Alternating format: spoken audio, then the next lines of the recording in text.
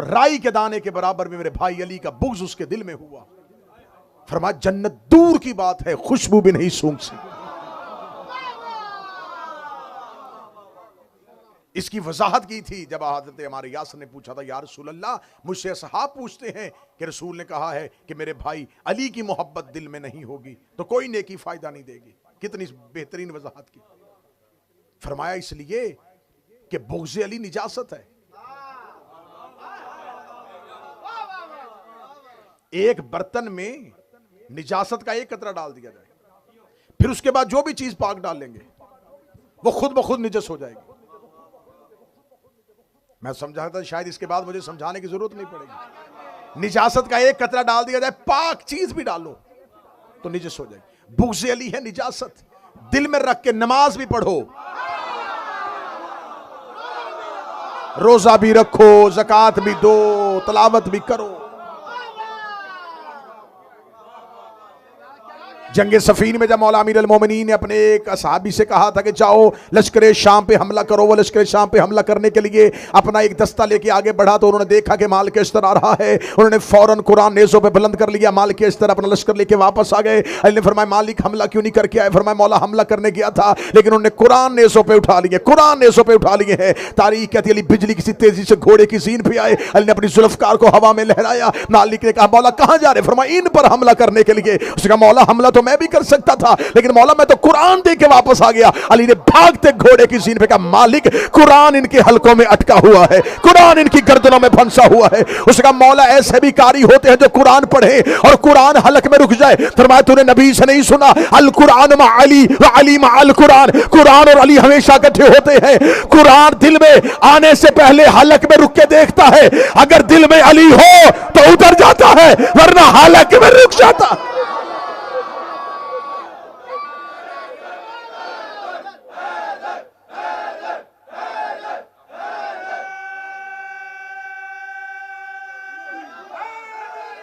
यार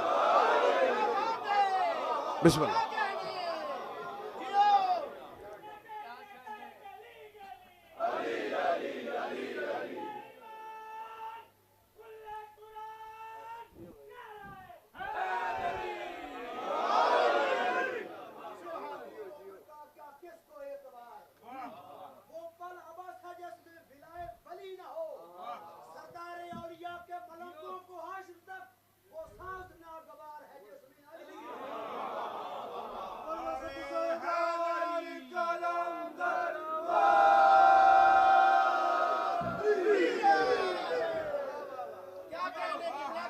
तो यह सबसे बड़ा एतराज है कि आप शायद असहाबे पैगंबर को नहीं मानते, हम असहाबे पैगंबर को मानते हैं।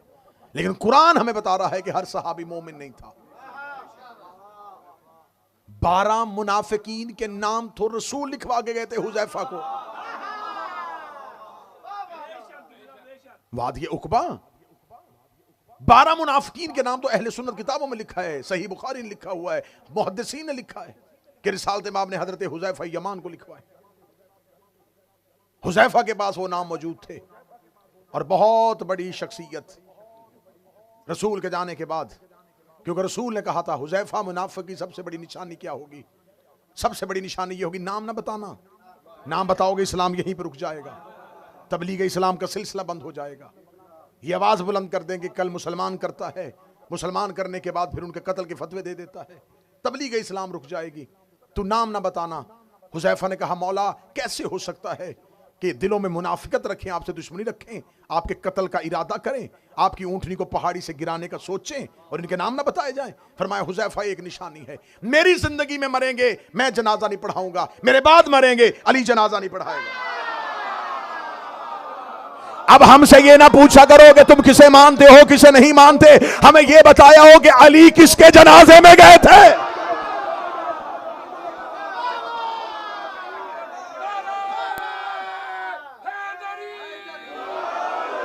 मसरूफियत है क्या? मसरूफियत थी कि अली नहीं गए? अगर मसरूफियत की वजह से ना जाना होता मदाइन में जाकर सलमान का जनाजा पढ़ा दिया।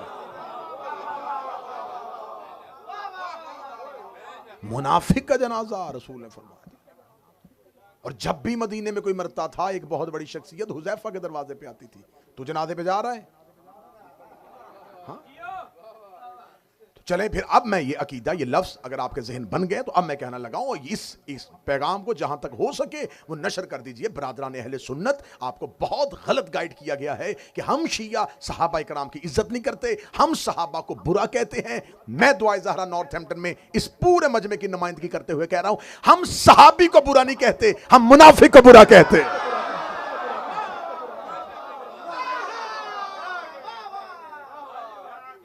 हम सहाबा पैगंबर को मानते हैं लेकिन हम मुनाफिकीन को नहीं मानते।